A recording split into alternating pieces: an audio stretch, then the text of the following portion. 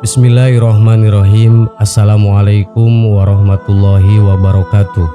Sahabat yang beriman, dikisahkan dalam suatu riwayat Yazid Ar-Roksi meriwayatkan dari Anas bin Malik. Suatu ketika Jibril datang menemui Rasulullah SAW di waktu yang tidak biasa.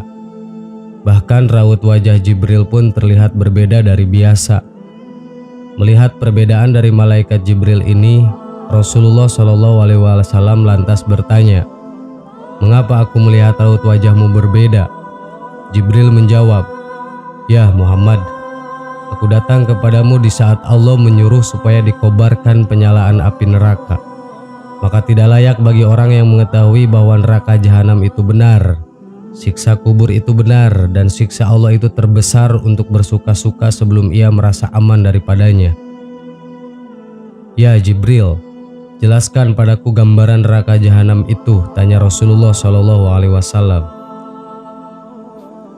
Ketika Allah menciptakan jahanam, maka dinyalakan apinya selama 1000 tahun sehingga merah. Kemudian dilanjutkan 1000 tahun sehingga putih. Kemudian 1000 tahun sehingga hitam. Lalu menjadi hitam gelap, tidak pernah padam nyala dan baraknya. Demi Allah, andaikan terbuka sebesar lubang jarum, niscaya akan dapat membakar semua penduduk dunia karena panasnya. Demi Allah, andai satu baju ahli neraka itu digantung di antara langit dan bumi, niscaya akan mati penduduk bumi karena panas dan bau busuknya yang tak tertahankan. Demi Allah, andaikan satu pergelangan dari rantai itu diletakkan di atas bukit, niscaya akan cair sampai ke bawah bumi yang ketujuh. Demi Allah, andaikan seorang di ujung barat tersiksa, niscaya akan terbakar orang-orang yang di ujung timur karena sangat panasnya jahanam itu sangat dalam. Perhiasannya besi dan minumannya air panas bercampur nanah, dan pakaiannya adalah potongan-potongan api. Api neraka itu ada 7 pintu, jarak antara pintu sejauh 70 tahun, dan tiap pintu panasnya 70 kali dari pintu yang lain. Nabi Muhammad SAW meminta Jibril untuk menjelaskan satu persatu mengenai pintu-pintu neraka tersebut. Jibril lalu menjelaskan apa yang diminta oleh Rasulullah SAW. Pintu pertama dinamakan Hawiyah, artinya jurang, yang diperuntukkan bagi kaum munafik dan kafir. Hal ini sebagaimana arti dari firman Allah, maka tempat kembalinya adalah neraka Hawiyah. Quran Surat Al-Qari'ah ayat 9. Pintu kedua dinamakan Jahim, yang diperuntukkan bagi kaum musyrikin. Hal ini sebagaimana arti firman Allah ini, dan diperlihatkan dengan jelas neraka Jahim kepada orang-orang yang sesat. Quran Surat Asy-Syu'ara ayat 91. Pintu ketiga dinamakan Syaqor, yang diperuntukkan bagi kaum Sobin atau penyembah api. Tentang neraka ini Allah telah berfirman dengan artinya, "Apakah yang memasukkan kamu ke dalam Syaqor atau neraka?" Quran Surat Al-Mudatsir ayat 42. Pintu keempat dinamakan Ladda, diperuntukkan bagi iblis dan para pengikutnya. Allah telah berfirman, "Sekali-kali tidak dapat, sesungguhnya neraka itu adalah api yang bergejolak." Quran Surat Al-Ma'arij ayat 15. Pintu kelima dinamakan Khutomah, artinya menghancurkan hingga berkeping-keping, diperuntukkan bagi kaum Yahudi. Allah telah berfirman dalam Al-Quran, "Dan tahukah kamu apakah Khutomah itu? Yaitu api yang disediakan Allah yang dinyalakan." Quran Surat Al-Humajah ayat 5 dan 6. Pintu keenam dinamakan Syair, arti harfiahnya adalah api yang menyala-nyala, diperuntukkan bagi kaum kafir. Allah Ta'ala telah berfirman, "Dan dia akan masuk ke dalam api yang menyala-nyala." Quran Surat Al-Insyiqaq ayat 12. Rasulullah bertanya, "Bagaimana dengan pintu ketujuh? Diperuntukkan untuk siapa pintu itu?" Sejenak malaikat Jibril terdiam. Malaikat Jibril seperti ragu untuk menyampaikan siapa yang akan menghuni pintu ketujuh.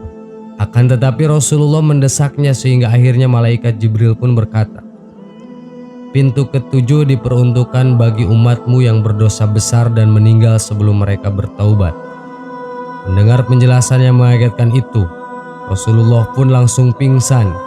Jibril lalu meletakkan kepala Rasul di pangkuannya sehingga sadar kembali, dan sesudah sadar beliau berkata, "Ya Jibril, sungguh besar kerisauan dan sedihku.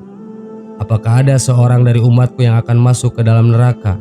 Jibril menjawab, "Ya, yaitu orang yang berdosa besar dari umatmu." Rasulullah lalu menangis mendengar penuturan Jibril. Jibril pun ikut menangis. Kemudian Rasul langsung masuk ke dalam rumahnya dan tidak keluar kecuali untuk sholat. Setelah kejadian itu, beliau tidak berbicara dengan siapapun selama beberapa hari.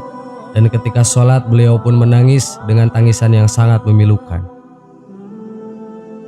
Sahabat yang beriman, demikianlah pintu-pintu neraka yang Allah ciptakan. Semoga kita dijauhkan dan bisa bertaubat kepada Allah sebelum ajal menjemput kita. Amin. Wallahu a'lam. Wassalamualaikum warahmatullahi wabarakatuh.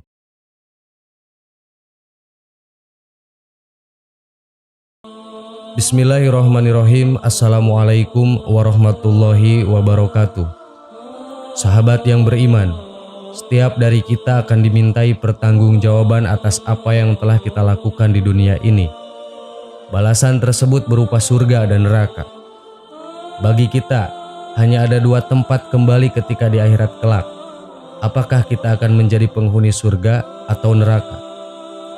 Hadis hikayat kedua dalam kitab Al-Mawaidah Al-Usfuriyah mengisahkan hikayat yang diriwayatkan dari Abu Musa Al-Asy'ari radhiyallahu an mengenai percakapan sesama penduduk neraka. Rasulullah Shallallahu alaihi wasallam bersabda, "Ketika penduduk neraka berkumpul di sana bersama orang-orang Islam yang ahli maksiat, maka orang kafir berkata pada mereka atau orang Islam yang masuk neraka, 'Kalian ini orang Islam?' Dijawab oleh mereka, 'Iya, kami Muslim.' Mereka berkata lagi, 'Ternyata Islam tidak menyelamatkan kalian.' Dijawab lagi, 'Kami ini pendosa sehingga masuk neraka.' Mendengar hal tersebut, Allah Subhanahu wa Ta'ala murka pada mereka orang kafir. Setelah itu dengan karunia dan rahmatnya, mereka yang dalam hatinya masih ada kebaikan, maka ia akan dikeluarkan dari neraka. Pada awalnya orang kafir akan mengejek orang Islam yang masuk neraka. Seakan-akan mereka bilang, 'Percuma kalian dulu Islam, toh akhirnya masuk neraka juga.' Namun pada akhirnya mereka akan menyesal setelah tahu bahwa orang Islam mampir ke neraka akhirnya akan dikeluarkan oleh Allah Subhanahu wa Ta'ala. Allah Subhanahu wa Ta'ala berfirman tentang mereka dalam Quran surat Al-Hijr ayat 2. "Rubbama yawaddul ladzina kafaru law kanu muslimin." Orang kafir itu kadang-kadang nanti di akhirat menginginkan sekiranya mereka dahulu di dunia menjadi orang muslim. Dalam tafsir Jalalain juz 1 halaman 211 dijelaskan tentang makna rubama atau rubbama. Ada yang menyebut bermakna litaklil, jarang atau terkadang. Yang lain memberi litaksir, bermakna sering. Artinya di antara yang sering diminta oleh orang kafir adalah ingin kembali ke dunia untuk masuk Islam. Sahabat yang beriman, semoga informasi ini menambah wawasan kita dan kita lebih mencintai lagi agama Islam dan menjaga keislaman kita dari kekufuran. Amin. Wallahu a'lam. Wassalamualaikum warahmatullahi wabarakatuh.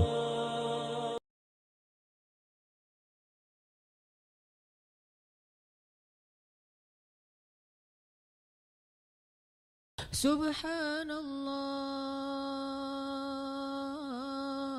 walhamdulillah wa la ilaha illallah wallahu akbar. Subhanallah.